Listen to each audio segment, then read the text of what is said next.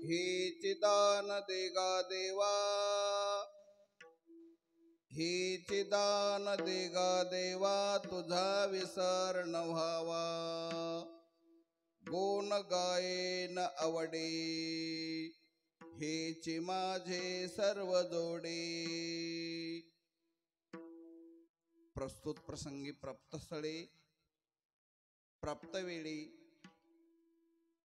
कीर्तन रूपी सेवेकरता निवडलेला अभंग महान भगवत भक्त विश्ववंदे महाराष्ट्र भूषण देवमान्य संतमान्य जनमान्य भक्ती ज्ञान आणि वैराग्य यांची मूर्तिमंत अवतार असलेले वैराग्याचे महामेरू सकल जनाचा आधारू जगाचे जगद्गुरु श्रीमंत श्री तुकाराम महाराज यांचा अखिल कोटी ब्रह्मांड चालक पांडुरंग परमात्मा यांच्याकडे दान मागणारा चार चरणाचा अभंग कीर्तन सेवेकरता निवडला. विठ्ठला विठ्ठला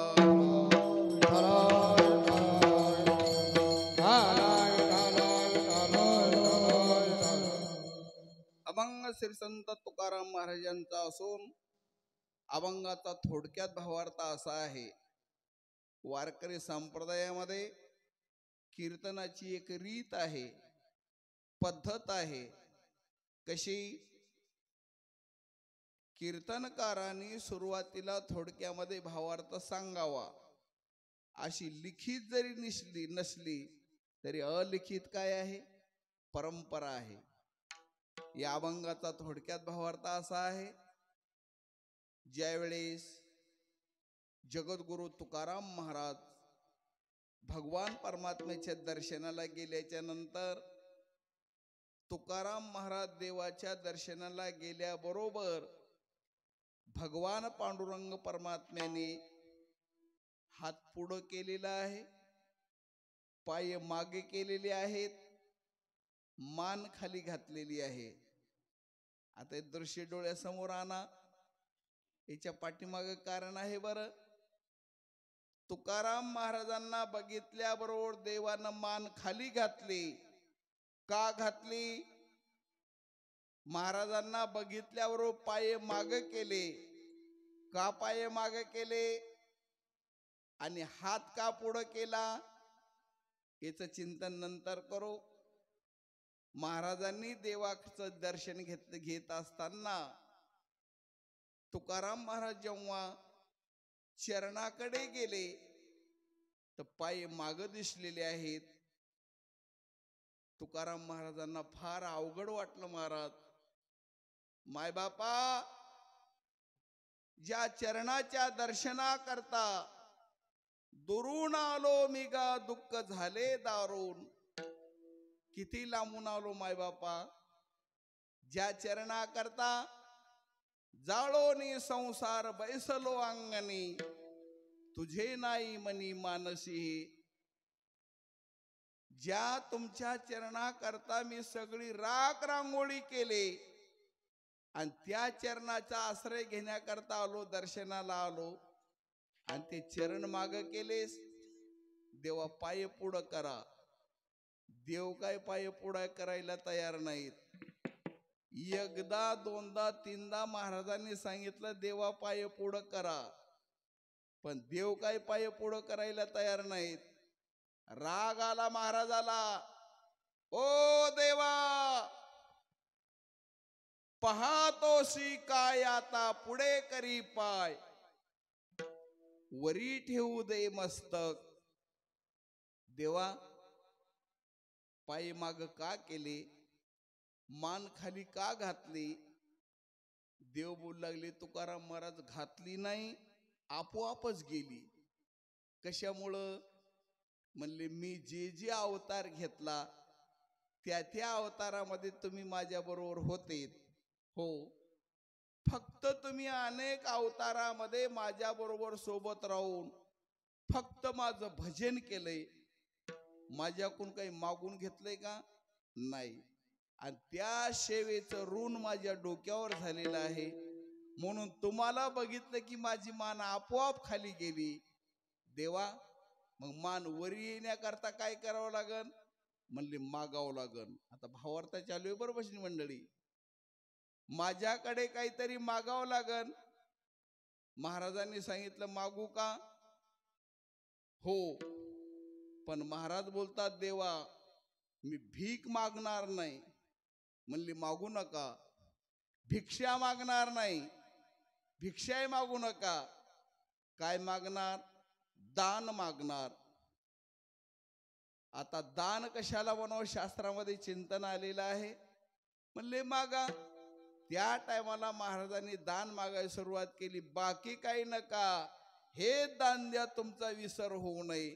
त्या टायमाला देवानं बोलायला सुरुवात केली. जर तुम्हाला हे दिलं तर फायदा काय? हेच माझी सर्व जोडी. शब्द कोणता आलेला आहे? जोड का जोडी?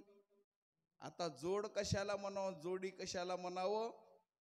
तुमचं रात्रंदिवस भजन करणं, आवडीनं गुणगान गाणं ही माझ्या जीवनातली सर्वस्व जोडी आहे. काय महाराज? धन मागा नका, मुक्ती मागा नका. काय पाहिजे? संत संग देई सदा. देवानं बोलायला सुरुवात केली. या जन्मात तर तुम्ही सगळंच करत आहात. पुढच्या जन्माकरता मागायचा असेल तर तुम्हाला गर्भवासाचं दुःख सहन करावं लागेल. देवा तुमचं भजन कीर्तन भक्ती करण्याकरताना खुशाल गर्भवासाला घाला, पण हेच द्या तुमचा इसर होऊ नये. असा अभंगाचा थोडक्यामध्ये भावार्थ. विठ्ठल विठ्ठल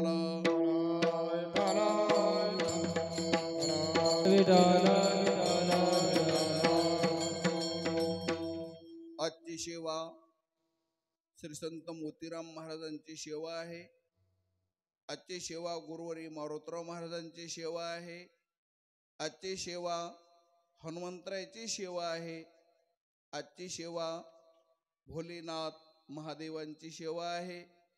आणि आजची सेवा म्हणजे प्रतिवर्षाप्रमाणे याही वर्षी भगवान परमात्म्याच्या असीम कृपेने, साधू संतांच्या आशीर्वादाने आणि समस्त गावकरी मंडळी टाकळ खोपेकर बरोबर आहे ना, यांच्या उदात अंतकरणाने चालू असला अखंड हरिनाम सप्ताह.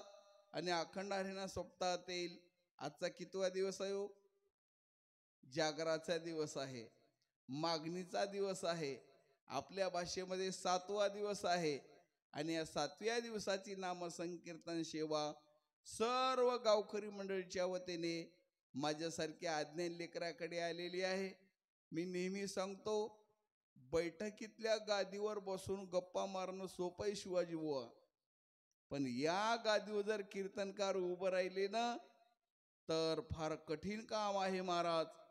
कीर्तन करायचं असेल तर कीर्तनकाराजवळ 3 गोष्टी लागतात. जसं महाराजांनी दृष्टांत दिलेलं आहे, ईदभर पोटाची खळगी भरण्याकरता स्वयंपाकाची गरज, आणि स्वयंपाक करण्याकरता 3 गोष्टीची गरज. कोणत्या कोणत्या? पाणी पाहिजे, धान्य पाहिजे, अग्नी पाहिजे. याच्यातली एखादी गोष्ट जर कमी असेल, एका एक कामान एका एक कामान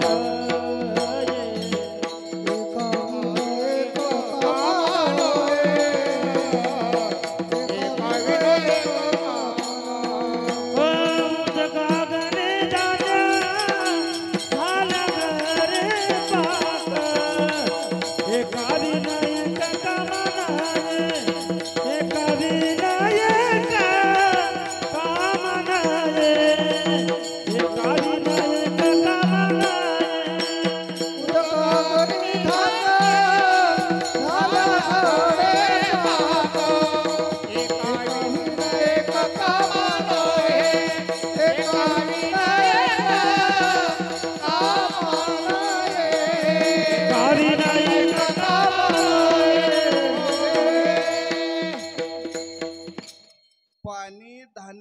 आणि अग्नी याच्यातली एखादी गोष्टी जर कमी नसेल तर स्वयंपाक होऊ शकणार नाही.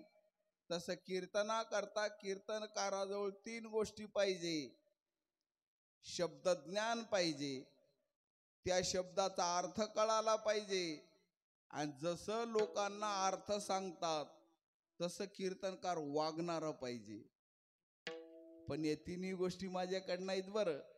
मग तुम्ही म्हणसाल महाराज तुमच्याकडे काहीच नाही तर कशाला उभं राहिले?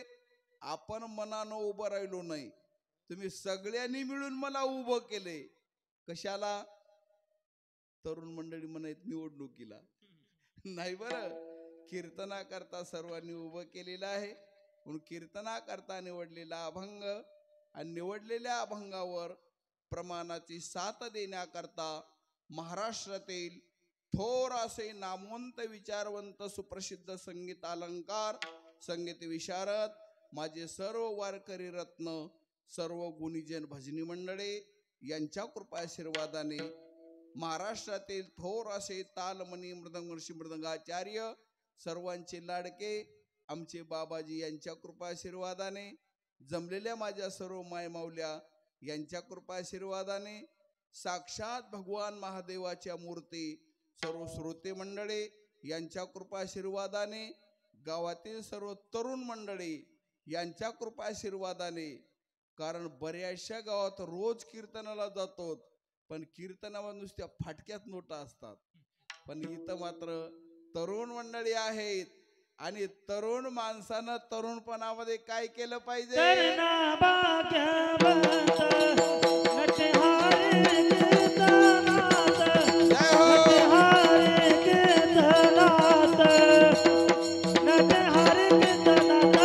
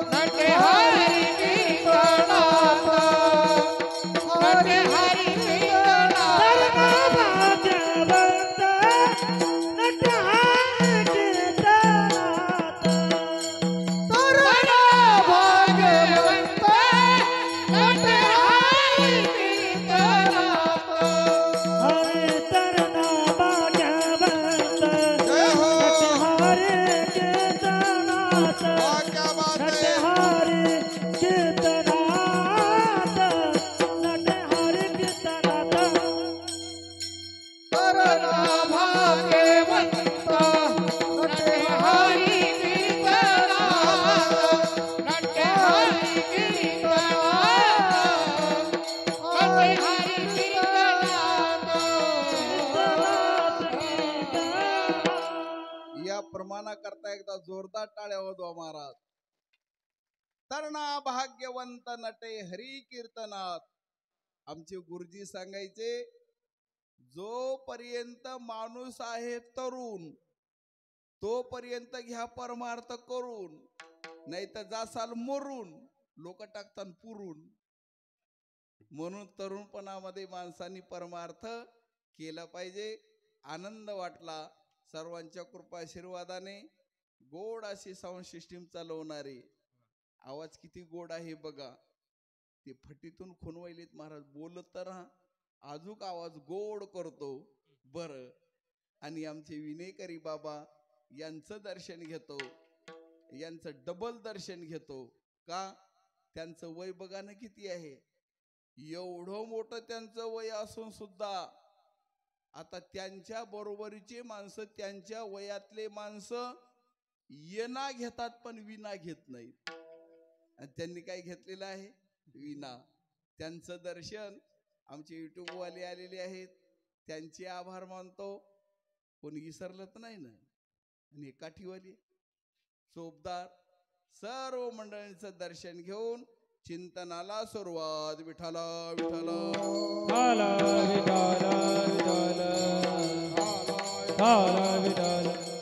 त्याचप्रमाणे आपल्या कीर्तना करता बाबाजींचं सुद्धा आगमन झालेलं आहे. त्यांचंही दर्शन घेऊन श्री संताचे माथा चरणावरी साष्टांग हे करी दंडवत. आता सर्वांचं दर्शन घेऊन वेळ आता कीर्तनाची आहे 8:30 ते 10:30. आता 9:30 वाजत आले असतील. 1 तासामध्ये आपलं चिंतन करायचं आहे. महाराज चिंतना करता जो अभंग निवडला आहे ना, हा मागणीपर प्रकरणातील आहे. तुकाराम महाराज देवाकडे दान मागतात. आता काही मंडळींच्या मनामध्ये शंका अशी आली असेल, जे मागतात ते संत नसतात आणि संत असतात ते मागत नसतात. जर आपण एखादी गोष्ट लोकांना मागितली तर समाज डायरेक्ट म्हणते ते कशाचे महाराज, ते कशाचे संत.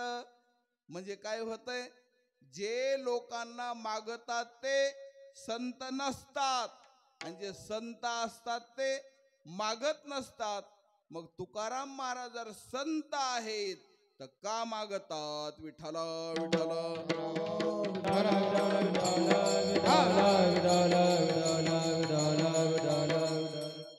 आता आज मागणीचा अभंग का? ते याच कारण असं आहे महाराज, अनेक वर्षापासून आपल्याला ही सेवा घडलेली आहे. कुणी मागावं, कुणाला मागावं, काय मागावं, कशा करता मागावं, कसं मागावं. मागायचा अधिकार कुणाला? ज्यांनी ज्यांनी सेवा केली त्यांना मागायचा अधिकार प्राप्त होतो. म्हणून आज मागणीचा अभंग का? तर आपल्या सगळ्या गावकरी मंडळींना सर्वांना सेवा घडलेली आहे. काही मंडळी म्हणतील महाराज आम्हाला सेवा घडली नाही का? म्हणले गावात भागवत कथा चालू झाली, आम्ही शेताकडे जाऊ लागलो, आम्हाला सेवा घडली नाही. पण सेवा सगळ्यांना घडली. कशी घडली? सेवेचे शास्त्रामध्ये मुख्यतः 3 प्रकार पडतात. कोणते? भावनात्मक सेवा, क्रियात्मक सेवा, ज्ञानात्मक सेवा. सांगितलं आहे अहो भागवत कथा ऐकायला थांबलं पाहिजे. ते म्हणतात महाराज भागवत कथा ऐकायला थांबलो असतो, पण काय करावं, आपल्या पाठीमागा संसाराचा राडगाडगा आहे, नाईलाजाने शेताकडे जावं लागतंय. शेताकडे जरी गेले, कुठं जरी गेले तर कथा ऐकायची मनामध्ये काय आहे? भावना. यांना कोणती सेवा घडली? भावनात्मक. क्रियात्मक सेवा, पंगत बसली, तिथं श्रमदान केलेलं आहे, पंक्तीला वाढलेलं आहे, आचार्य मंडळींनी स्वयंपाक केलेला आहे, काही मंडळींनी चटया अंथरल्या आहेत. म्हणजे सप्ताहामध्ये जे श्रमदान घडलं ती कोणती सेवा आहे? क्रियात्मक. आणि ज्ञानात्मक सेवा कोणती? कथा ऐकणं, भजन करणं, कीर्तन करणं, परमार्थ करणं, ही सेवा कोणती आहे? ज्ञानात्मक. आणि या तिन्ही सेवा आपल्याला घडल्या म्हणून आज मागायचा काय झाला? अधिकार प्राप्त झाला. मग आता मागायचा अधिकार झाला म्हणजे काय? काही मागाव का हो? देव प्रसन्न झाल्याच्या नंतर वरमुरी काय पाहिजे? आंधळ्या माणसाला देव प्रसन्न झाले, काय पाहिजे?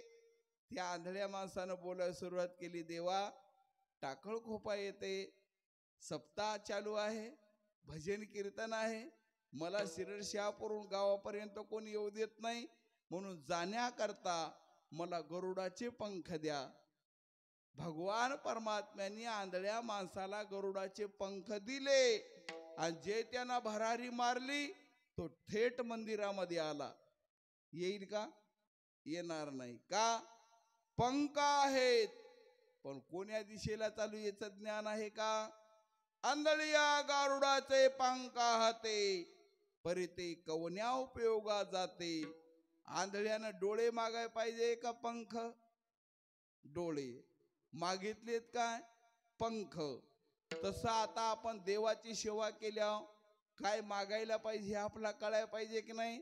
आपल्याला कळत नाही म्हणून महाराज आपली बाजू घेऊन मागतात. विठ्ठल विठ्ठल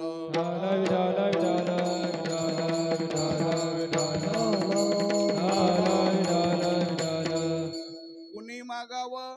सेवा केली त्यांनी मागावं. कुणाला मागावं? ज्याची सेवा केली त्याला मागावं. तुझे दास्य करू आणि का मागो खावया, धिक्क झाले जिने माझे पंढरी राया. म्हणून ज्याची आपण सेवा केली त्याला मागावं. काय मागावं?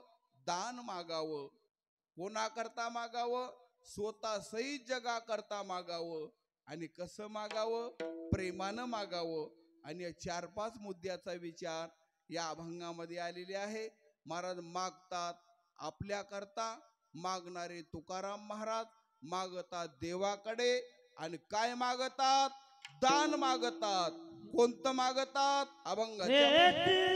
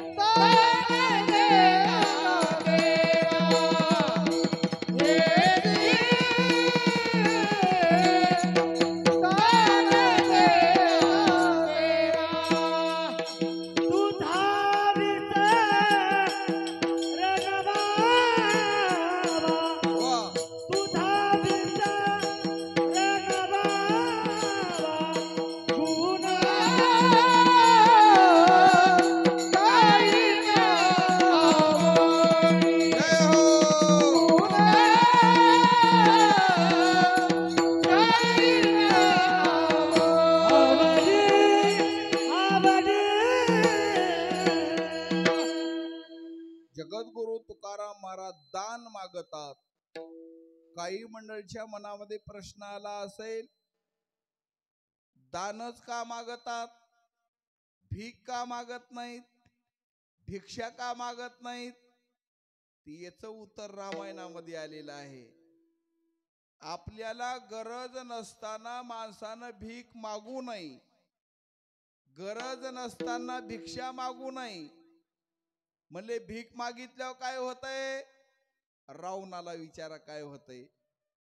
रावणाला भीक मागायची गरज होती का हो? नाही. सांडोनिया राजचिन्ह येण्याची रावणे जाण, सांडोनिया राजचिन्ह भीक मागो गेला आपण, शिते कोरान देई माते. महाराज भीक मागायची गरज नाही, तरी त्या राजानं राज्यपणा सोडून दिला, महाराज झाला, भीक मागायला आला. कुठं? पंचवटीला. आणि काय भीक मागितली? माय कोरभर भाकर दे ग. आता ज्याच्या घरी सगळं आहे त्यानं भीक मागाव का? पण भीक मागितल्यामुळं काय झाला ऐका त्याचा परिणाम. तत्वार्थ रामायणामध्ये चिंतन आलेलं आहे. गरज नसताना जर भीक मागितले, देवानं सगळं काही दिले तरी जर भीक मागत असेल तर त्याच्याजवळ 5 गोष्टी राहत नाहीत. कोणत्या कोणत्या? ज्ञान, धन, मान, अवसान आणि पुण्य. हे सगळं संपल्याशिवाय राहत नाही. रावणासारखा ज्ञानी आजूक झाला नाही, रावणासारखा धनवान आजूक झाला नाही, रावणासारखा अवसानदार कोणी झाला नाही, रावणासारखा मानी कोणी नाही, आणि रावणासारखा पुण्यवान कोणी नाही. रावणाच्या जवळ किती ज्ञान होतं आपला पुराण वाचवल्याच्या नंतर कळेल. किती धन होतं, आपल्या घरात सोनं असेल, पण रावणाचे घर सोन्याचे. ते बी एखादं होतं का हो? किती घर सोन्याचे होते? प्युअर सोन्याचे घर होते 7 कोटी. राहिले का? नाही. महाराज रावणाला मान किती होता? सगळ्या देवी देवता बंधनामध्ये एवढा मान. आणि अवसान किती होतं? भगवान महादेव ज्या पर्वतावर राहतात ते पर्वत उचलण्याची अंगामध्ये ताकद, पण राहिले का शेवटी? नाही. तुका म्हणे ज्याची संपदा आहे भारी, सांगते कवडी गेली नाही. सांगते कवडी गेली नाही. तुका मन जाती संपदा बरी, सांगते कवडी गेली नाही. सांगते कवडी गेली नाही.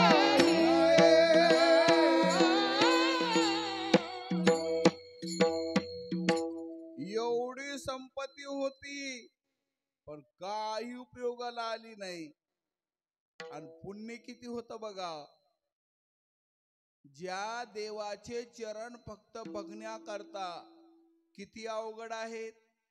सोन्याचे पर्वत करवती पाषाण, अवघे रानोरान कल्पतरो, पर्या दुर्लभ विठोबाचे पाय. देवाच्या चरणाचं दर्शन होणं फार अवघड, पण बघा किती पुण्य असेल. अवतार धारण केला उत्तर प्रदेशला आणि रावणा करता प्रभू रामचंद्र आणवानी पायात काही न घालता लंकेला गेले. अध्यात्म रामायणाचे चिंतन आलेलं आहे. किती पुण्य असेल. फक्त महाराज संपलं भीक मागितल्यामुळं. मग म्हणून भीक मागायला जमत नाही. त्याच्यानंतर भिक्षा ते जमत नाही. काय मागितलंय? दान. आता दान माणूस कधी मागतो? ऐका, 3 वेळेला माणूस दान मागतो. 3 वेळेला माणूस मागतो. कोणत्या कोणत्या? घरामध्ये जर मागायची परंपरा असेल तर माणूस त्या टायमाला काय करतो? मागतो. मग तुकाराम महाराजांच्या घरामध्ये मागायची परंपरा होती का? वडिलांचे रे दान देतो, वडिलांचे रे दान देतो. वडिलांची दान देतो, वडिलांची दान देतो. काही मागणे अमानतीचा,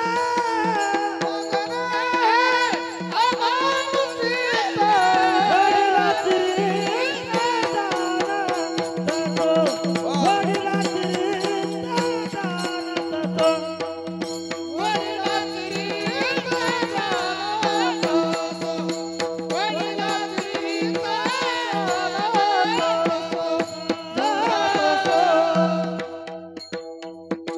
घरामध्ये मागायची परंपरा नव्हती का? अभंग असे सापडतात. कामाजी महाराजांनी प्रमाण दिलेलं आहे. काही मागणे हे अमानुचित. बोट कोणाकडे दाखविलं? वाडवडिलाकडे दाखविलं की नाही? परंपरेकडे बोट दाखवलं ना. मग मागायची परंपरा घरामध्ये नव्हती तरी महाराज का मागतात? बरं, एखाद्या टायमाला माणसाचा मागायचा स्वभाव असतो. किती द्या, माणसं मागितल्याशिवाय राहत नाहीत. शास्त्रकार सांगतात 5 लोकायला किती द्या, त्याला कमीच पडतंय. बरं, त्याच्यामध्ये 1 नंबरचा आला जावाई. जावायाला किती द्या, त्याचं काही पोट भरत नाही. त्याच्यात मी बी आलो. बरं, आपण काही मुंज्या नाही. महाराज लहान लेकराला त्याचं जर मन छिन्न विचिन्न झालं असेल ते थोड्या गोष्टी समाधान मानते का? मानित नाही.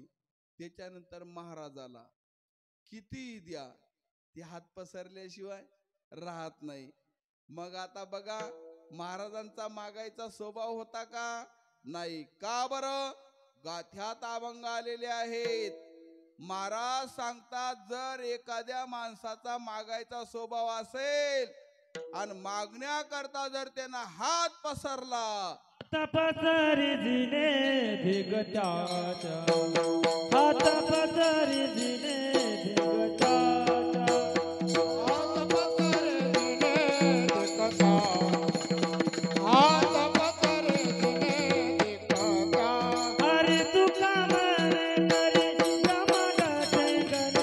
हात पसरी दिने दिगटाच्या हात पसरी दिने दिगटाच्या तुका म्हणे करी ब्रह्माचे गणे हात पसरी दिने दिगटाचे हात पसरी दिने दिगटाचे तुका म्हणे करी ब्रह्मांड ठेंगणे हात पसरी जिने धिक्क त्याचे. मग महाराज जर दुसऱ्यानं कोण मागित त्याच्या जीवनाचा धिक्कार करतात तर स्वतः मागतील का हो? नाही. आणि तिसऱ्या मुद्द्याचा विचार करा. गुरुजी सांगायचे एखाद्या टायमाला माणसाला जर काही कमी पडलं माणसं मागतात की नाही शिवाजी बुवा? उदाहरण घ्या. मावा तुमचं नाव काय? हा, एकनाथराव शिवाजीराव. जरा ऐकू कमी आले बरं मला. शिवाजी मामा, एखाद्या टायमाला माणसाला कमी पडल्यावर माणसं काय करतात? मागतात. आता बघा, मारुतराव महाराजांना माहिती आहे आमच्या पाठीमाग दिवसभर भागवत कथा, संध्याकाळी कीर्तन, बरोबर आहे शिवाजी बुवा? आम्हाला सारखे कार्यक्रम आहेत आणि मी आहे गरीब महाराज. आमची गाडी जरा लहान आहे आणि गाडी आता म्हातारी झाली. मारुतराव महाराज आल्या म्हणले मुरली महाराज आता आम्हाला वाटेल तुम्ही 4 व्हीलर घ्या. आता मी मोठी गाडी घेण्याच्या तयारीमध्ये आहे. मोठी गाडी घेण्याकरता लागायले 10 लाख रुपये आणि आता सध्या माझ्याजवळ नगदी 5 लाख रुपये आहेत. भरोसा येत नसेल डिक्की उघडून बघा किती आहेत. 5 लाख रुपये नगदी आहेत. कमी किती पडाय शिवाजी मामा? 5 लाख. तेवढे देता का? कीर्तनापुरतं तरी हो म्हणा. म्हणजे कमी पडल्याच्या नंतर माणसं मागतात. मग तुकाराम महाराजांच्या घरी कशाची कमी होती का? नाही. का नाही? स्वतः महाराज सांगतात आमच्या घरी देवानं असे पोते भरलेत किती उपसा ते रीते होत नाहीत. आमच्या घरी असं धन आहे किती खर्चा ते संपतच नाही महाराज. आणि आम्ही इथले राजे नाहीत, आम्ही त्रिलोक्याचे राजे आहोत. धन घरी पांडुरंग अभंग हे सरेना तुका म्हणे पोते देवे भरले नोहे रीते तिही त्रिभुवनी आम्ही वैभवाचे धनी. मग आता परंपरा नाही, स्वभाव नाही, कमी पडलं नाही तरी का मागतात? विठ्ठला विठ्ठला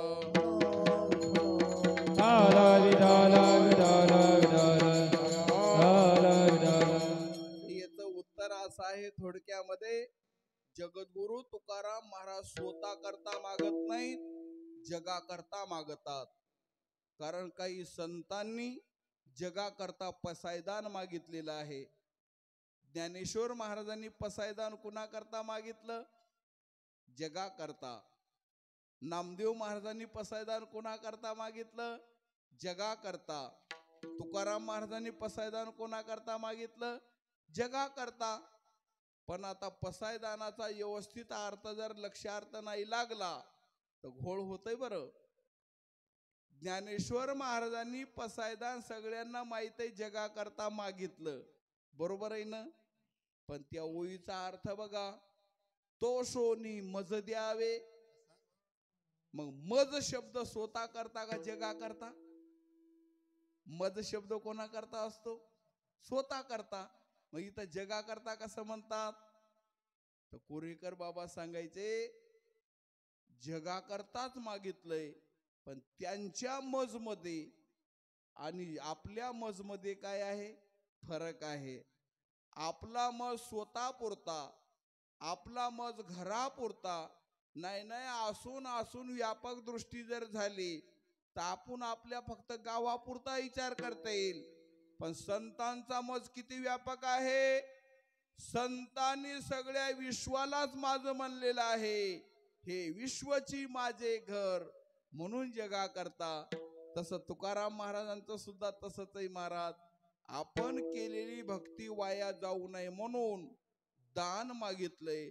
आणि ते बी कोणतं मागितलंय? हेच पाहिजे. आता मागणी कशी आहे? चकारात्मक.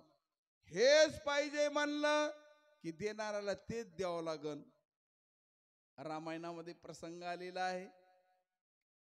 प्रभू रामचंद्र लक्ष्मणजी सीतेचा शोध घेत असताना अचानक लक्ष्मणाची नजर रक्ताकडे गेली. दादा, घात झाला हो.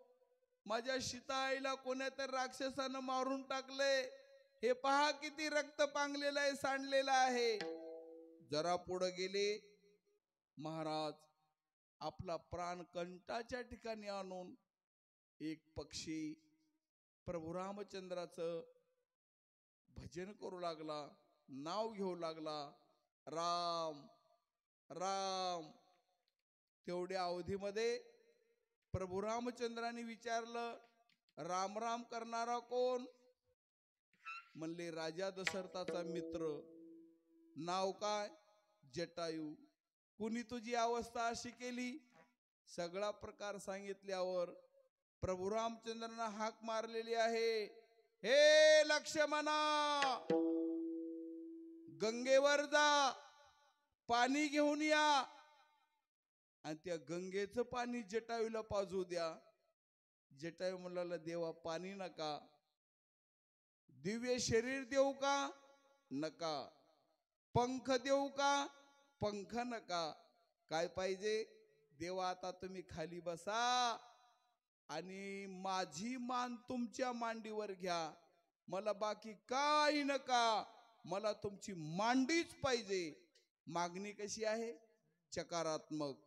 मांडीच पाहिजे म्हणल्याच्या नंतर प्रभू रामचंद्र खाली बसले आणि काय दिली? मांडीच दिलेली आहे. महाभारतामध्ये बघा, एका माय माऊलीला यमधर्माने विचारलं, सगळं काय देतो, माघारी वापस जा. ती म्हणली, सगळ्या गोष्टी घेऊन काय करू? का? तारानाम भूषणम चंद्रो नारीनाम भूषणम पती पृथ्व्याभूषणम राजा विद्या सर्वस्व भूषणम. आकाशामध्ये चंद्र नसेल, शोभा नाही. पृथ्वीला राजा नसेल, शोभा नाही. माणसाला ज्ञान नसेल, शोभा नाही. आणि माता माऊल्यांच्या कपाळाला सौभाग्याचे लेणं कुंकू नसेल तर काय शोभा आहे? इतर अलंकाराला आणि इतर सामुग्रीला मी काय करणार? काय नका, मला माझा पतीच पाहिजे. सावित्रीने काय मागितलं? पतीच मागितला. मिळाला की नाही? तसं काय पाहिजे? हेच दान पाहिजे. तुमचा विसर होऊ नये. विठ्ठल विठ्ठल.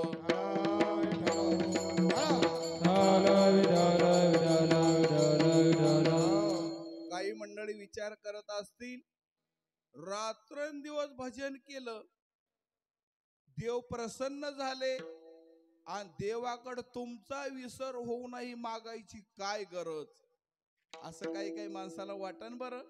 आम्ही तर बसत असताना रामकृष्ण हरी, उठत असताना रामकृष्ण हरी, जेवण करत असताना रामकृष्ण हरी, सगळ्या क्रिया करत असताना देवाचं भजन करतो. तर महाराजाला तुझा विसर होऊ नये असं मागायची काय गरज? ते याचं उत्तर थोडक्यात असं आलेलं आहे, आपल्याला महाराज देवाचा विसर कधी पडन हे सांगता येत नाही बरं. कशावरून? आपण श्रीमद भागवतामध्ये चिंतन श्रवण केलं असेल. कधी देवाचा विसर पडन हे सांगताच येत नाही. घडलेला प्रसंग आहे. यशोदा माईने भगवान श्रीकृष्णाला जवळ घेतलेला आहे. सगळे असे कामधाम पडलेले आहेत आणि त्या टायमाला यशोदा माता म्हणू लागल्या, आपली चूल सारवायची राहिली. मग आता लेकरू तर रडत आहे, या लेकराला शांत करण्याकरता यशोदा मातेनं कृष्णाच्या हातामध्ये दिलं फूल. सारवायला गेली चूल. तेवढ्यामध्येच भगवान परमात्मा म्हणले, माझ्या आईला माझा विसर पडलाय. आणि ध्यानामध्ये कोण आली? चूल. आता बघा, ज्या यशोदा आईनं भगवान श्रीकृष्णाला दूध पाजवलं, जेवू घातलं, टाळू माकले, पाळण्यामध्ये घालून झोका दिला, सगळं काही करणारी यशोदा माई. त्या यशोदा मातेला चूल सारवत असताना कोणाचा विसर पडला? मुलाचा विसर पडला आणि देव अदृश्य झाले. त्या टायमाला यशोदा माता अंगणामध्ये पाहतात, कृष्ण नाही. इकडं तिकडं पाहतात, कृष्ण नाही. आणि मग यशोदा माता अंगणात उभं राहून गवळणला म्हणू लागल्या, गवळणीनो, माझा कृष्ण देखिला का, माझा कृष्ण देखिला का, कोणीतरी सांगा गे सांगा, कोणीतरी सांगा गे सांगा.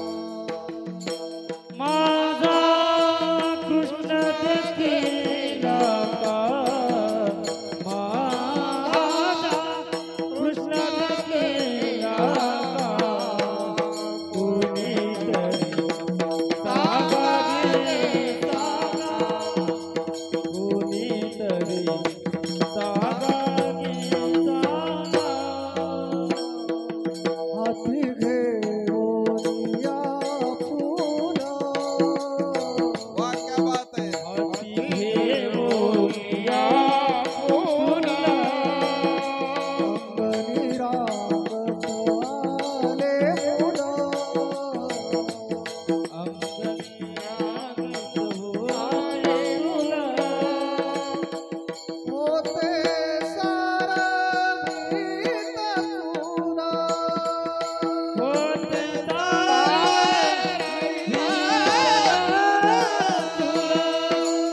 कैसी मुला माझा कृष्ण देखिला का,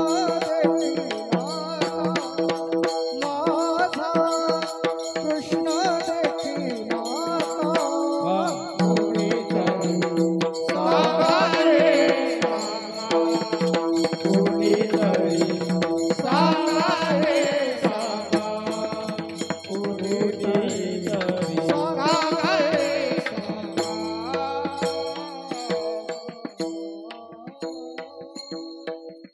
एकदा जोरदार टाळ्या वाजवा महाराज.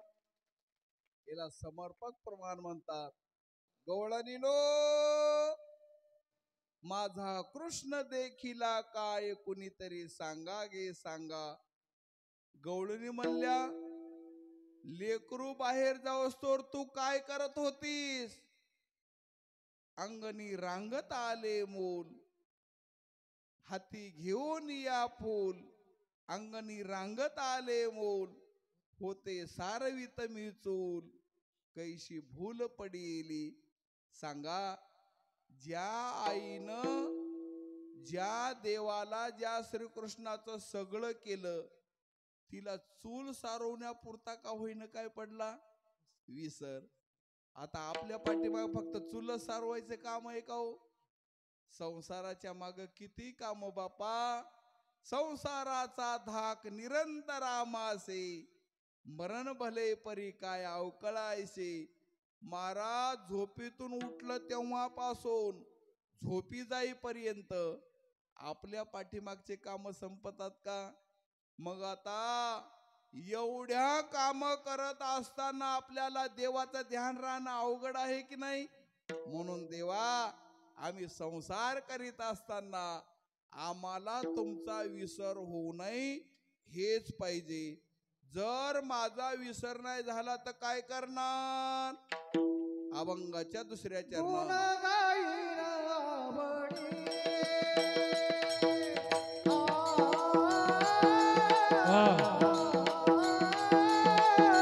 गुण गाईन आवडी.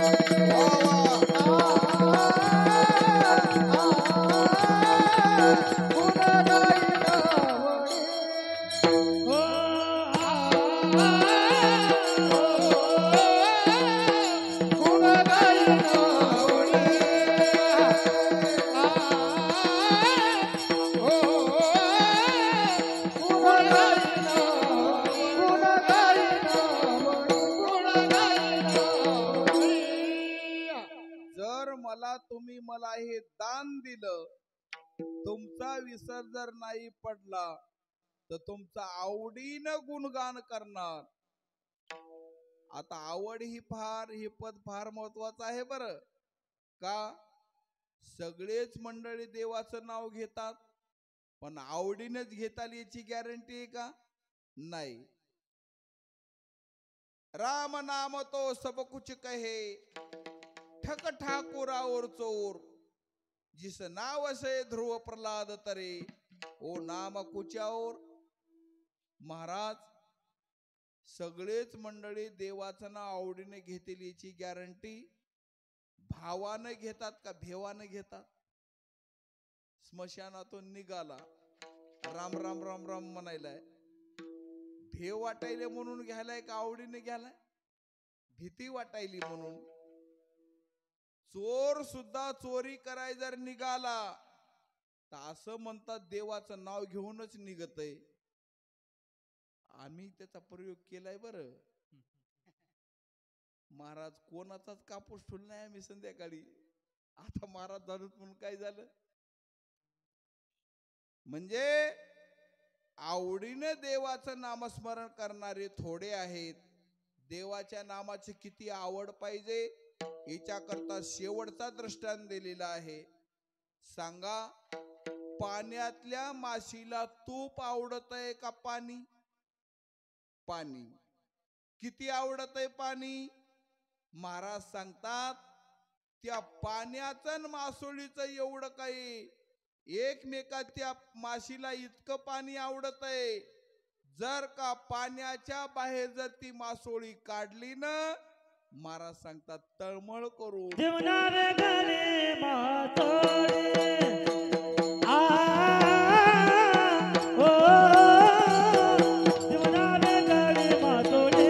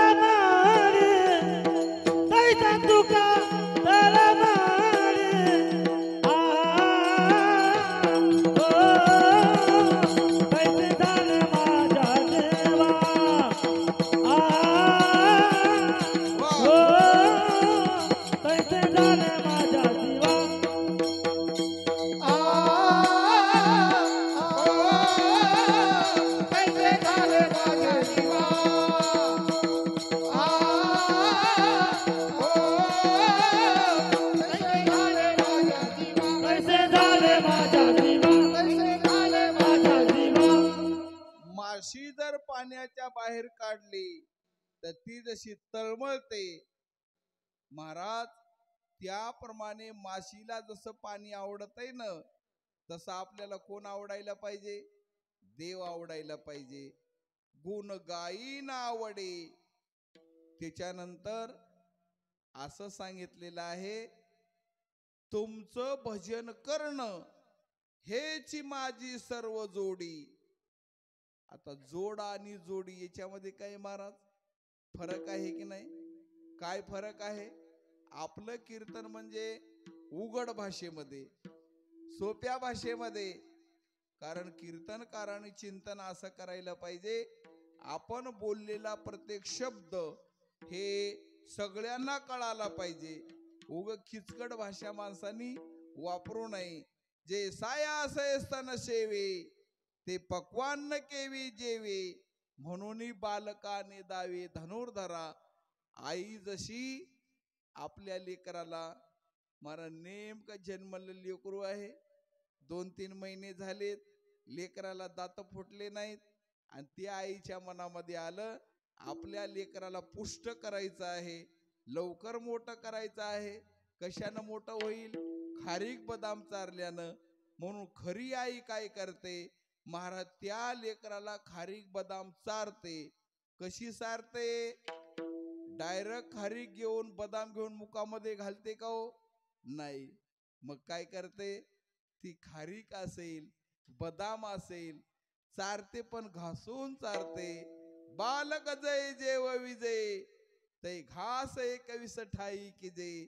माझे मौली ज्ञानेश्वरीमध्ये सांगतात तसं सामान्यातल्या सामान्याला सुद्धा आपलं चिंतन कळालं पाहिजे. आता जोड आणि जोड याच्यातला फरक काय याची व्याख्या शास्त्रात अशी आलेली आहे. उघड सांगतो, जोड त्याला म्हणतात आणि जोडी त्याला म्हणतात. जोड कशाला म्हणावं? संसारामध्ये किती जोडा ते इथंच राहतंय त्याला काय म्हणावं? जोड. संसारामध्ये किती जोडा, कानाच्या जवळचा केस पांढरा झाला की नाईलाजानं मायबापाला पोराच्या हातात द्यावं लागतंय, याला काय म्हणावं? जोड. आणि शहाण्या मायबापानं कानाच्या जवळचा केस पांढरा झाला ना, आपण उग परमार्थ करावा. शरीर पर संसारात असू द्या पण मन कुठं पाहिजे? मन हे गोविंदे देह काम करी. शरीरानं संसारातले काम करा पण मनानं संसार सोडा, देवाचं भजन करा. कधी? कानाच्या जवळचा केस पांढरा झाल्यावर. आमची आखे पांढरी झालीत तरी आम्ही देवदेव करायलोत का? जरा करणामुळे सांगू आली गोष्टी. महाराज असं चिंतन आलेलं आहे की ज्या टायमाला सगळं काही कमवलंय हाडाचे काढ करून, बाप करी जोडी पुत्राची ओढी, देहाची कुरवंडी करोनी. आणि त्या मायबापाच्या मनात इतका पैशाचा लोभ, पण शरीर म्हातार झाल्यावर आपला दिसन गेल्यावर सही करता येणे गेल्यावर बँकेमध्ये, महाराज मग ते बाप काय करते? पोराला बोलिते, बाळो आता ही चाब्या घे तुझ्या जवळ. गुणानं देवाडतात का हो? नाही. पण नाईला जाणं देवावं लागतंय, त्याला काय म्हणावं? जोड. आणि किती जोडा संगे नये रे लंगोटे. जे इथंच राहतंय त्याला जोड म्हणावं. पण जोडी कशाला म्हणावं? जोडी त्याला म्हणावं इतिहासी थोडी जरी जोडी केली तरी ती आपल्याला सोडून राहत नाही. आपण जिथं असतील, ज्या लोकांमध्ये असतील, तिथं ती आपल्याला सोडून राहत नाही. तिचं नाव काय? जोडी आहे. म्हणून माझ्या माऊलीनं हरिपाठाच्या 19व्या क्रमांकाच्या अभंगामध्ये सांगितलं आहे, वैष्णवानं काय करायला पाहिजे? वैष्णवाची खरी जोडी कोणती? नाम संकीर्तन वैष्णवाची जोडी. नाम संकीर्तन वैष्णवाची जोडी.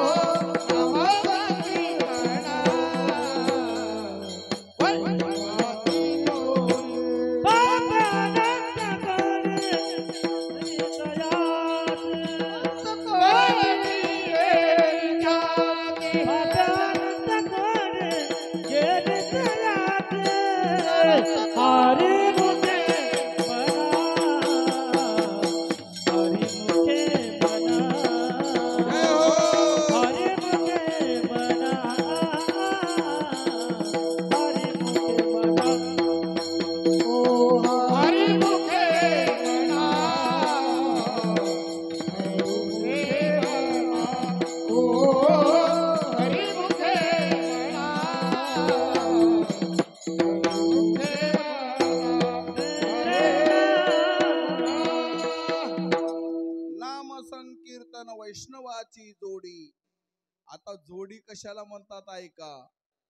जर माणसानं माणसाच्या जीवनामध्ये जोडी केली ना, तर त्या केलेल्या जोडीचं ओझं होत नाही, केलेल्या जोडीची चोरी होत नाही, केलेल्या जोडीला जीएसटी लागत नाही, केलेल्या जोडीची भावामध्ये वाटणी होत नाही. न चोर हरियम न च राजहारी न भ्रातृभाज्यम न च भारकारे वे कृते वर्धन्ते व नित्यम विद्याधनम सर्व धनम प्रधानम. म्हणून हेची माझी सर्व जोडी, नाम संकीर्तन वैष्णवाची जोडी. ऐशी जोडी करा रामकंठी धरा, जेने चुकेत फेरा गर्भवास. म्हणून देवा मला तुमचा विसर नाही पडला, तर आवडीनं तुमचं गुणगान करणं ही माझ्या जीवनातली काय आहे जोडी. म्हणून हेच पाहिजे, हेच दान पाहिजे. देवानं खालीमान घातली. तुकाराम महाराज, अहो धन मागा, मुक्ती मागा, अजिबात नका, संतांची संगती द्या. अभंगाच्या 3ऱ्या चरणात. धन संपदा वाह. नलगे मुक्ती धन संपदा नलगे मुक्ती धन संपदा नलगे मुक्ती धन संपदा. नलगे मुक्ती धन संपदा नलगे मुक्ती धन संपदा संपदा नलगे मुक्ती धन संपदा. नलगे मुक्ती धन संपदा.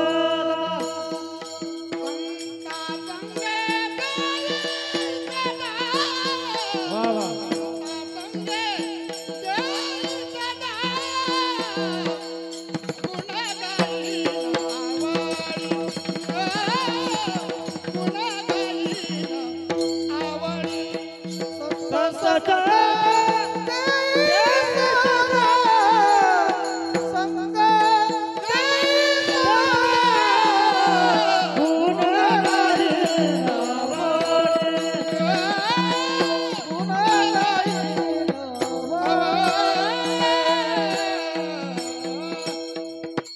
मुक्ती नका, टाळ्या वाजवा. का नका? संत सांगतात त्या मुक्तीला घेऊन आम्ही काय करावं. बरं तुम्ही जे मुक्ती देता ती मुक्ती आमच्या अंगणामध्ये अंगण झाडायली, ती मुक्ती आमच्या घरी काम करायली. मोक्ष आम्हा घरी कामारी हे दासी. आम्हाला मुक्ती नका. धन तरी म्हणले धनही नका. आता 2 पाटा आलेत बरं. नलगे मुक्ती आणि संपदा. नलगे मुक्ती धन संपदा. आता कोणताही पाठ घ्या. धन का नका?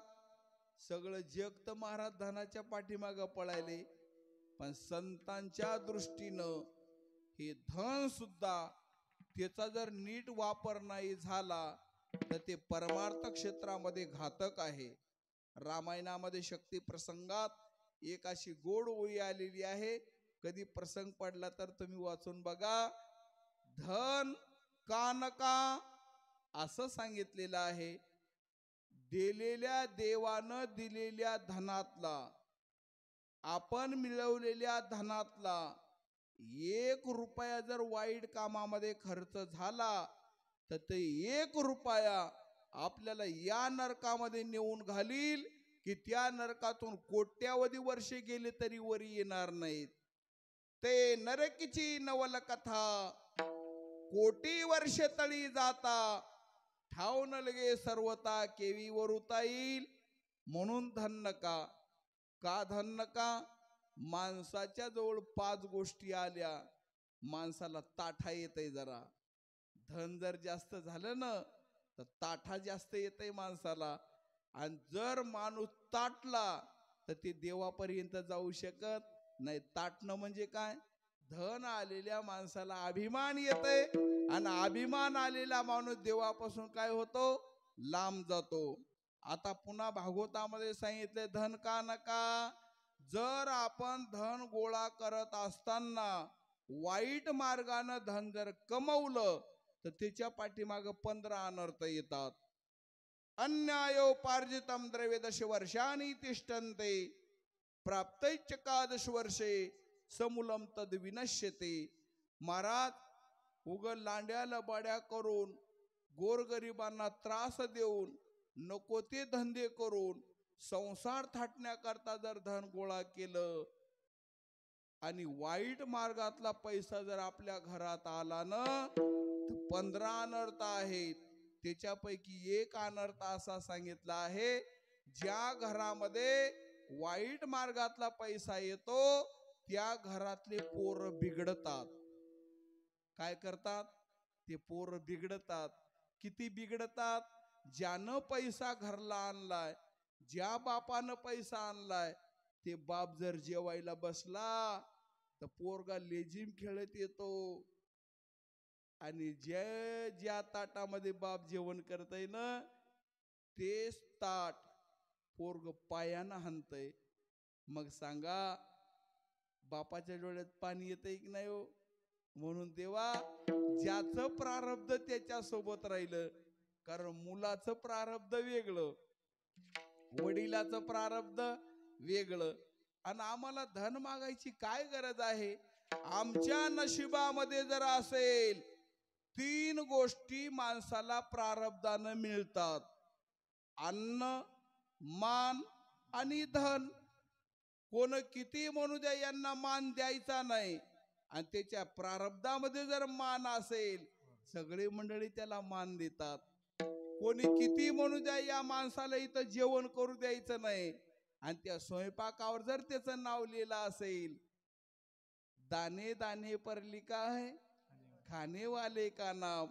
आणि ज्याच्या नशिबामध्ये जितका पैसा असेल तितका काय होणार? मिळणार. उदाहरण घ्या, आमच्या नशिबामध्ये कीर्तनाचे लिहिलेले असतील 5,000, आणि आम्ही जर म्हणू लागलो 10,000 द्या, मिळतील का? नाही. आणि जरी तुम्ही दिले आणि आम्ही संध्याकाळी जर निघालो, चोर आम्हाला घरापर्यंत नेऊ देतील का? नाही. लोकांनी दिलेलं घरापर्यंत जात नाही आणि नशिबातलं कोणी नेत नाही. म्हणून आम्हाला धन नका महाराज, मुक्ती नका, धन नका, काय द्या? संत संग देई सदा. आम्हाला संताची संगती द्या. असं तुकाराम महाराजांनी मागितल्या. लोक तुकाराम महाराजाला हसू लागले. म्हणले, हे येडे तुकाराम महाराज म्हणाले धन नका आणि संताची संगत द्या. संताची संगत द्या मागायची काय गरज? कस काय? म्हणले, संत तर आम्हाला कुठेही भेटतात, दगडाखाली महाराज. अहो, दगडाखाली महाराज भेटतील, पण शास्त्री बुवा संत भेटतील का? नाही. का नाही? संत मिळणं फार दुर्लभ आहे. किती दुर्लभ आहे? बहु आवागड आहे संत भेटी, बहु आवागड आहे संत भेटी.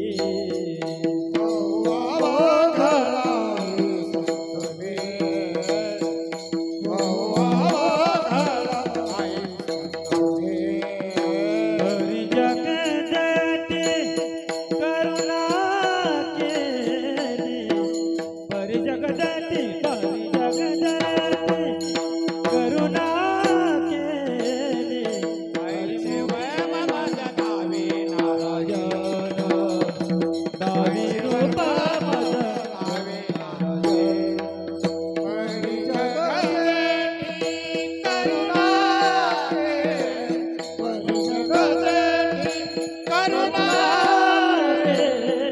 अशी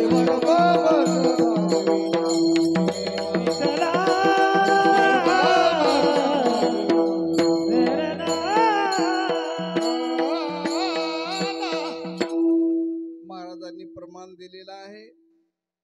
2-3 गोष्टी मिळणं अवघड. शंकराचार्य सांगतात त्यामध्ये संतांची भेट होणं अवघड. प्रमाण दिले त्याच्यामध्ये शब्द आलेला आहे, बहु अवघड आहे संत भेटे. आता संतांची भेट होणं किती अवघड आहे ऐका. आम्ही नेहमी या काळाच्या ओघामध्ये काही गोष्टी सुधारणा व्हावं म्हणून आम्ही नेहमी दृष्टांत सांगतोच. बरं, संतांची भेट होणं किती अवघड. नाही घडणाऱ्या गोष्टी घडतील, पण संत भेटणार नाहीत. आता नाही घडणाऱ्या गोष्टी बघा, पुढचा टप्पा आलेला आहे. कोणता? तात मिले पुनि मात मिले सुत भ्रात मिले युवती सुखदाई राज मिले गज बाज मिले सब साज मिले मनोवंचित पाए लोक मिले सुर लोक मिले विधि लोक मिले वैकुंठ जाए कहे निपट निरंजन लाल और सब कुछ मिले परे संत समागम दुर्लभ भाई तात मिले यमाच्या दारात गेलेला मुलगा पुन्हा मायबापाला येऊन भेटन. त्याच्यानंतर मात मिले स्वतःच्या हातानं वडिलांना सांगितलं बाळ्या उडव तुझ्या आईचं डोकं. त्या लेकरानं हातामध्ये कुऱ्हाड घेतली आणि आईच्या मानव मारल्याबरोबर जे शिर तुटलं महाराज. काय झालं? काही नाही विठ्ठल विठ्ठल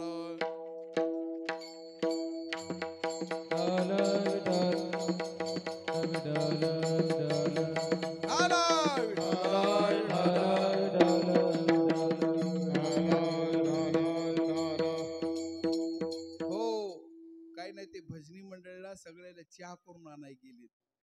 तिकडं बघू नका. नाही घडणारी गोष्ट आहे. जे आईच्या मानव कुऱ्हाड मारल्याबरोबर शिर तुटलं, नाशिक जिल्ह्यात जाऊन पडलं. वडील म्हणू लागले काय पाहिजे? काही नका, माझी मरून पडलेली माय जिवंत करा. शक्य का हो? नाही. पण घडलेली घटना आहे ना आपल्या नांदेड जिल्ह्यामध्ये, किनवट तालुक्यामध्ये माहूरगडावर परशुरामानं कुऱ्हाड मारल्याबरोबर रेणुका मातेचं शिर तुटून पडलं. मग धात याही पाया पडता जैसा गतायु न उठे पंडू सुता. मरण पावला माणूस जिवंत होणं शक्य नाही. पण झाली की नाही? झाली. पण संत भेटणार नाहीत. यमाच्या दारात गेलेला मुलगा वापस आला की नाही? कोण? आपण एक ग्रंथ वाचवा, त्याच्यामध्ये चिंतन आलेलं आहे नाशिकेत. वडिलांनी गाई दान द्यायचं ठरवलं. मुलगा सांगू लागला बाबा गाई दान द्यायचे तर चांगल्या द्या. मुलानं जेव्हा बापाला समजून सांगितलं वडिलाला राग आला. बेट्या जा यमाच्या दारात जाऊन पडसेल. आणि महाराज बापाचा शाप लागला. पहिल्या काळात शाप लागत होता बरं. शिवाजी महाराज आता कोणा शाप लागतंय का? बरं लागत नाही असं म्हणता येईल का? कुठं शाप आहे कलियुगे? बरं लागत नाही असंही म्हणता येत ना मारुतराव महाराज. आपण नेहमी सांगतो दोन लोकांचा शाप लागत आहे. कोणत्या कोणत्या? ज्ञानोबाराया सांगतात आपल्या अंगणामधल्या गायीचा शाप लागत आहे. कधी?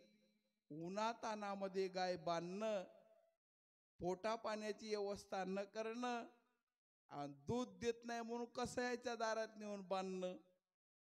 शेतकरी कर्जबाजारी होण्याला कारण काय? गायीचा शाप. 2 नंबर, लाडा कौतुकानं वाढवलेली, तळहाताच्या फोडासारखी जपलेली आपली मुलगी, मुलीचाही शाप लागत आहे. कधी?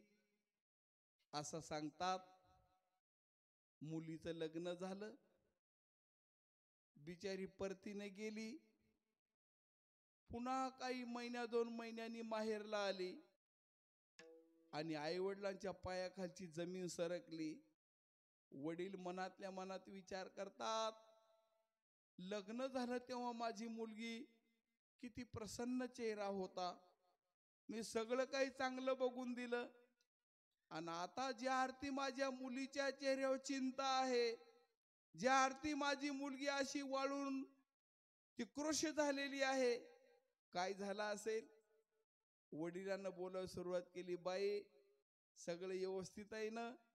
असं म्हणल्याबरोबर मुलीला महाराज ते दुःखाचा उबाळा यावा आणि मायबापाच्या गळ्याला पडून मुलगी रडावी, बाबा माझं ओझं झालं होतं, तुम्ही एखाद्या विहिरीत लोटायचं असतं, पण काय त्या बेकाराच्या पदरामध्ये बांधलं. माझ्या मायबापानं माझं काही चांगलं केलं नाही. भिकाऱ्याच्या पदरी बांधिला भिकाऱ्याच्या भिकाराचा पदर बांधला भिकाराचा भिकाराचा बांधला भिकाराचा माझ्या मायबापे बरे नाही केले माझ्या मायबापे बरे नाही केले पदरी बांधिले भिकाराचा भिकाराचा मुलगी जर रडली ना, माझ्या माये बापे बरे नाही केले, पदरी बांधिले दरिद्र्याच्या, पदरी बांधिले भिकाऱ्याच्या, असं म्हणून जर ती मुलगी रडली की नाही, 8 लोकांना शाप भोगावं लागल. किती? 8 लोकांना. तुम्ही काही म्हणायली महाराज, पहावे पुराणी विचारोनी. 8 लोकांना शाप आत्ता भोगावं लागतंय. कोणते कोणते 8 लोक सांगायचेत का? पण एक सांगायला अर्धा घंटा लागन बर. ती 8 लोकांना शाप भोगावं लागतंय. 1 नंबर, एखाद्याच्या लेकीचं जर वाटोळं झालं, मुलगी जर रडू लागली ना, आता सध्या वडिलाला त्याचं शाप भोगावं लागन. 2 नंबर, आईला शाप भोगावं लागन. 3 नंबर, भावाला शाप भोगावं लागन. 4 नंबर, ते मधली टगी असतात ना सोयरीक लावणारे, म्हणून जरा सोयरीक लावताना जपून. 5 नंबर, ते नवरदेवासोबत भात खात फिरतात की सकोने. 6 नंबर, करवली. 7 नंबर, देवबापा. इथं तर नसताना असले तरी महाराज त्यांच्या पाया पडतो, नाही तर उग गाठून कुटायचे कुठं तरी. आणि 8 नंबर, गावकरी मंडळी. गावकऱ्यांना शाप का भोगावा लागतो महाराज? या जगात कोणते मायबापा येतो कामाजी महाराज? लेकीचं वाटोळ व्हावं म्हणून. पण लेकरू घरात उपवर झालेलं आणि आर्थिक परिस्थिती बिघडली म्हणून ते मायबाप कोणातरी पदरामध्ये बांधतात. गाववाल्यांनी तिथं जर मदत केली तर पुण्य मिळेल की नाही? असा शाप त्या नाशिकेतला लागला. यमाच्या दारात गेला. यमराजाने विचारलं काय पाहिजे? वडिलाची भेट झाली पाहिजे. यमाच्या दारात गेलेल्या मुलाला वडिलाची भेट होईल, पण संत मिळणार नाहीत. इतका अवघड आहे. म्हणून संत संग देई सदा. आम्हाला रात्रंदिवस संतांची संगती द्या. आणि जर संतांची संगती दिली, आवडीनं गुणगान करणार. कसं करणार? असं करणार. विठोबा रखुमाई, शोभा रखुमाई, शोभा रखुमाई,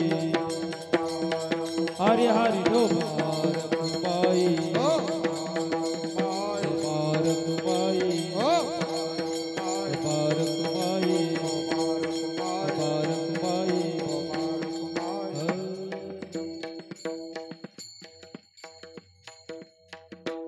देवा, सगळ्या जगाला हेच दान द्या, तुमचा विसर होऊ नये.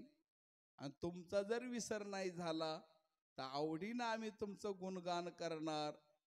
देवानं बोलायला सुरुवात केली महाराज. आता तर सध्या तुम्ही भजन कीर्तन करताच की हो. ज्ञानेश्वरी सारखा ग्रंथ म्हणजे संतच आहे. गाथा म्हणजे तुकाराम महाराज म्हणजे गाथा आहे. म्हणजे सगळं तुम्हाला आहे. आणि तुम्ही पुढच्या जन्माकरता मागता का? हो. मग त्याच्याकरता गर्भवास सोसावं लागेल. खुशाल घाला अभंगाच्या शेवटच्या चरणात. कामने गए बबासी, तू कामने गए बबासी.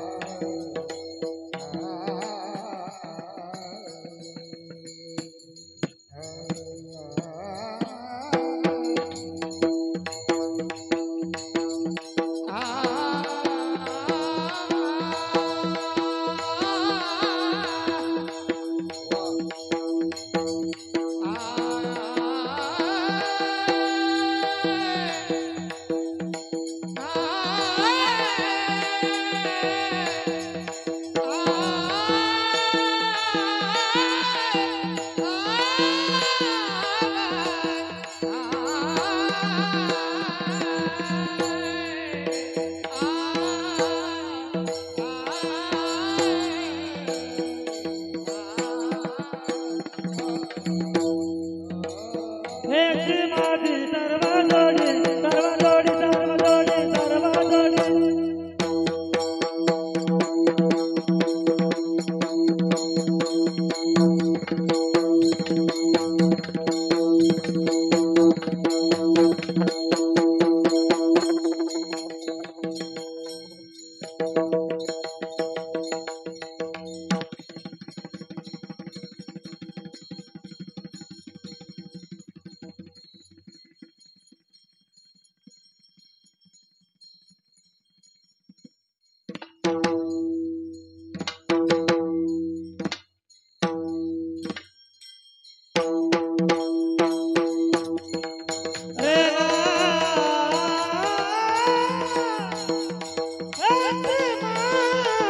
सर्व जोडी सर्व जोडी सर्व जोडी गुण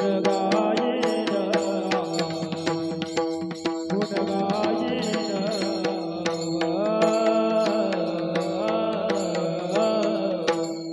ज्ञानेश्वर माऊली ज्ञानराज माऊली हरे ज्ञानेश्वर माऊली ज्ञानराज माऊली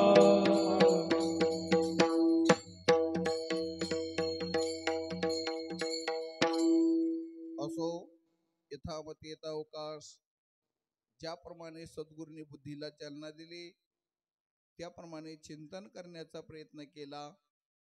कीर्तनाची वेळ होती 8:30 ते 10:30. किती वाजले पहा आता. टाइम इज मनी. म्हणजे कीर्तन करायला बाकी काही कळो की न कळो पण वेळ तरी कळायला पाहिजे. म्हणून भजनी मंडळीने गोड अशी साथ दिलेली आहे. मला जे पाहिजे ते प्रमाण ज्या वेळेला पाहिजे त्या वेळेला अगदी तंतोतंत दिलेली आहेत. कीर्तनात प्रमाण देण्याकरता सुद्धा प्रमाणच पाहिजे. बरं भाजीत मीठ टाकाय सुद्धा काय पाहिजे प्रमाण पाहिजे. प्रमाण कमी पडू नये आणि जास्तही होऊ नये. अतिव्याप्ती अव्याप्ती असंभव हे दोष निर्माण होता कामा नये. म्हणून सर्व भजनी मंडळीचं दर्शन घेतो. माता माऊल्यांचं दर्शन घेतो. आमचे शास्त्री महाराज आले त्यांचं दर्शन घेतो. सगळे श्रोते मंडळी विनेकरी बाबा चोपदार गोड असा आवाज दिला त्यांचं दर्शन. आणि ज्यांच्यामुळे तुमच्या सगळ्यांच्या दर्शनाचा योग आला असे महाराष्ट्रातील सुप्रसिद्ध मृदंगाचार्य आमचे मारुतरावजी महाराज वडदकर यांचं दर्शन घेऊन करविले तैशी केली कटकट वाकुडी का नीट देव जाणे ही सेवा भगवंताच्या चरणी अर्पण करून या सेवेला या ठिकाणी पूर्णविराम